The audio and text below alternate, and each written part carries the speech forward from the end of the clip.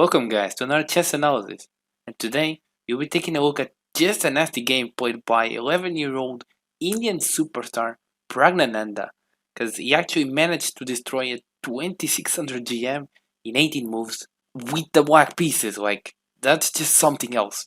You probably already know, but Pragg kept on progressing, and currently he's 17, and he's in the world top 50, so not too shabby really. He's one day gonna be contesting for the world title for sure. But okay, with the white pieces we have Axel Bachmann, a very strong 2600 GM from Paraguay, and he decided to start things off with d4. Now Pragg replies with g6, and he goes for the modern opening. You know, he's just gonna try to think at his bishop, get his knight out, castle, and then worry about contesting the center. And this is actually a very good opening choice because after all, Pragg is rated 200 points below Axel, so he's just gonna play a peaceful opening, sorta, and wait for Axel's plans and, react accordingly. Now Axel continued with bishop to f4, we have knight f6, knight c3, just developing moves.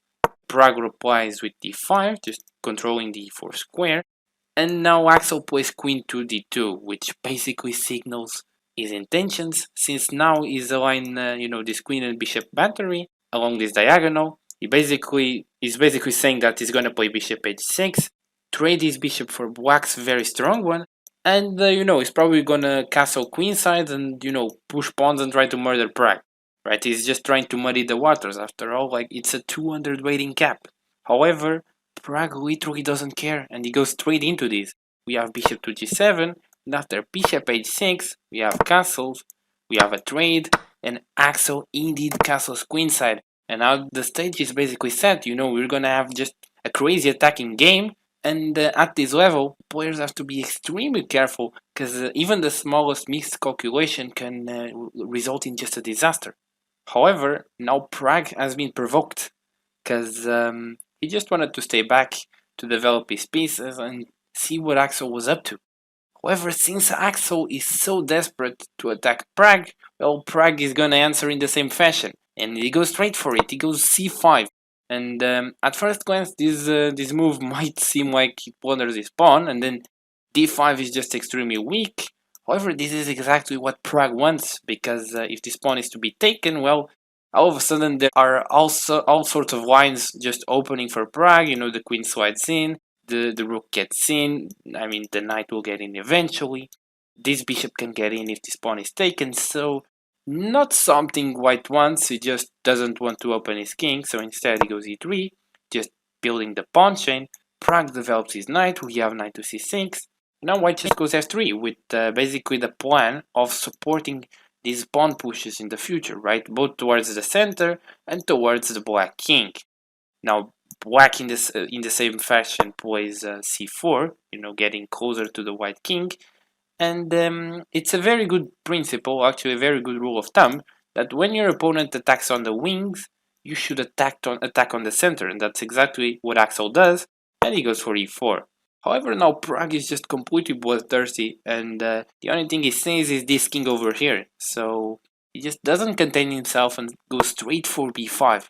Again, obviously this pawn is hanging, but it wouldn't be a great idea to capture it, because then it opens a b file, and maybe the white king can easily end up in trouble. So instead, he takes this pawn, and while knight takes on d5 is just a perfectly fine move, again, Pragg is looking for even better stuff, and he goes for knight to b4, which I guess it puts pressure on the white's camp, right? Obviously the pawn is untakeable because of this knight, but this knight is a bit annoying here, because you can never take it out, with something like a3, because then with this pawn stuck on a3, we create an easy target, and Pragg will easily exploit it and easily rip the white king wide open.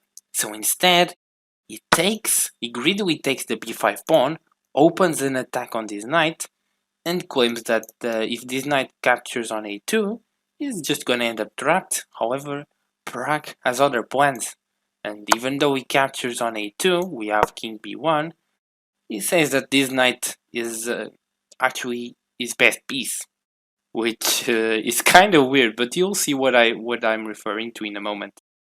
In this position, Pragg plays the queen to d5, counterattacking at this knight. So white calmly moves it to a3 and claims that this pawn is hanging. This knight is just completely trapped here. What is Pragg going to do, right? His attack is just gone. Or is it? Because in this position, there's actually only one move that guarantees the advantage for black. So if you want to pause the video, it's not necessarily a very complicated move, but after all, the Grandmaster, the 2600 Grandmaster missed it. So yeah, the move was actually c3 because yeah, in this position, it's just this knight is just amazing because I mean, obviously your queen is hanging, the knight is untakeable because you're just defending it with the queen.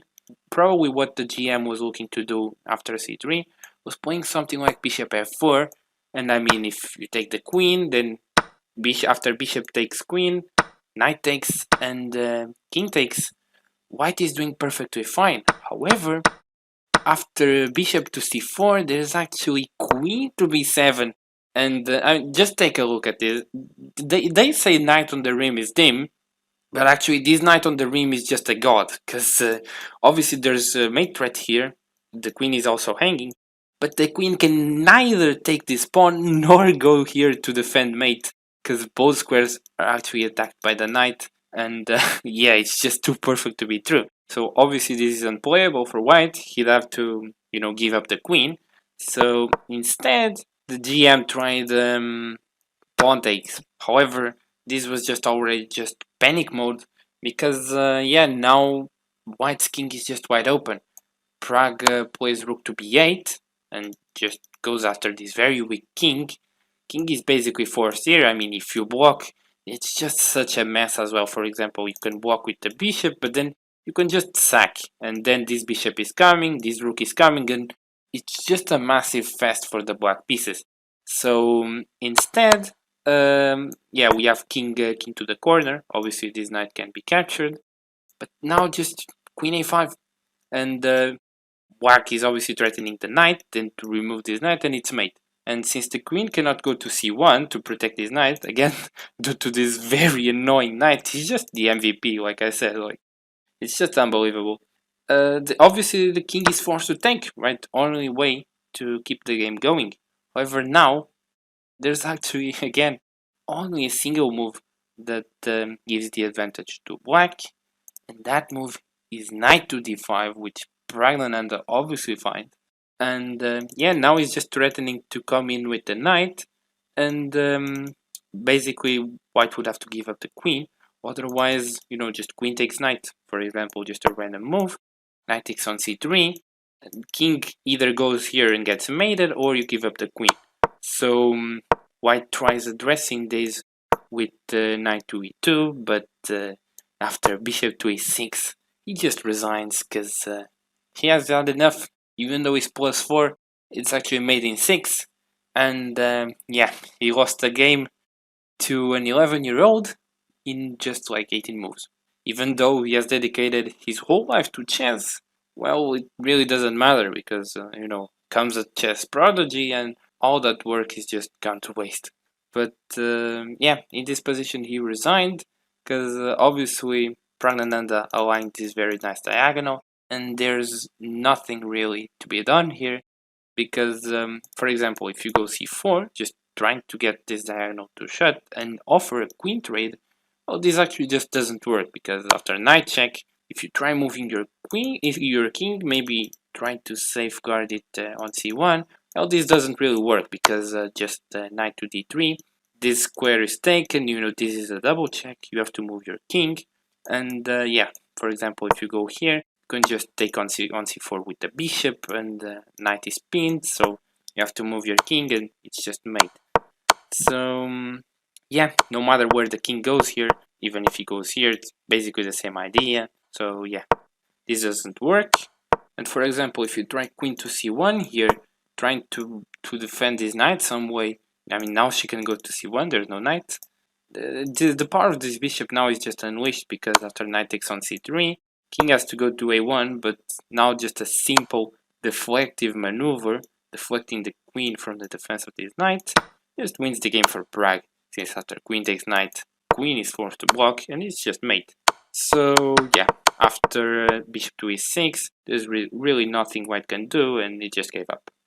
However, back here, instead of going just full panic mode and taking on c3 with the pawn, white actually had, he had a resource that really wouldn't save in the game, but perhaps would have gave more resistance, since black would have to fight harder for the win. He could have actually gone for queen to f4, and the point of queen to f4, let's say for example we go queen to e1, just running away from this crazy pawn. Yeah, black can just go rook to b8 here, and there's really no way to stop black's threats. So the point of queen to f4 is precisely just to stop this rook to b8 idea while running away from the pawn. And here, sure, black still would have things like bishop to e6, trying to get the knight out and, just set up nasty threats. White would play something like bishop to c4, just defending.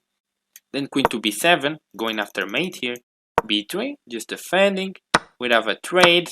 And let's say knight to d5, hitting the queen, queen to e5, f6, queen to e6, rook fc8, just bringing this rook to the attack, hitting the knight.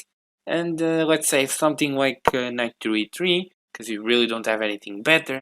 There's actually a very, very nice move here that just seals the game for Praggnanandhaa. And yeah, it's a really nice combination. So if you want, just pause the video and try to find it, because it's worth it. Just trust me.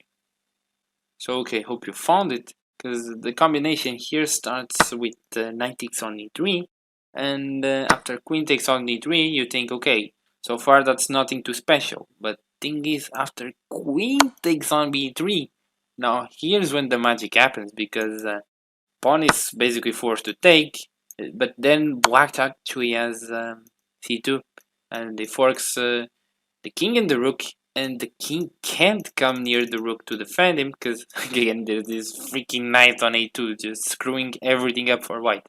And for example, if king goes up and doesn't take the knight, you can actually even under promote to a knight and collect the white queen. So yeah, after something like king takes, just promote, and yeah, this king is just complete with that. But however, this would have given more resistance for black, for Pragg to prove. But yeah, this just to say that white was doomed anyway. So yeah, nevertheless, extreme credit to Praggnanandhaa that played just a fantastic game of attacking chess. And as soon as he put the pedal on the gas, really, there wasn't anything Axel could do. And you learned this lesson not to provoke a chess prodigy, because this is what happens. You lose in 18 moves. So really, probably not the best feeling for his ego. But yeah, that was basically it. Hope you enjoyed this video, and if you want more, please consider dropping me some feedback down below. But yeah, that's it. Catch you on the next.